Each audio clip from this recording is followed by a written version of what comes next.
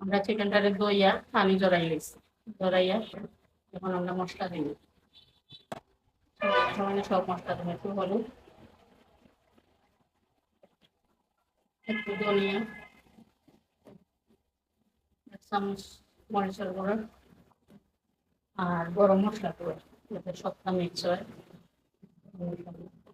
আর লবণ পরিমাণ মতো মাংস অনুযায়ী।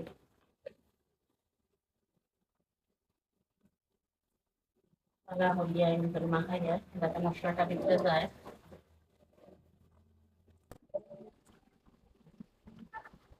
এখন আমি চাউলের গুঁড়ি এটা কর্নলাম করবো, চাউলের গুঁড়ো দিলাম যাতে বাইরটা ক্রিস্পি হয়। আর অন্য একদিন আপনারা ক্যাপসিকাম করিয়া দেখাই, ক্যাপসি যাতে আমরা চিকেন ক্যাপসি। আজকে নর্মাল ভাবেই ফ্রাই চিকেন করলাম।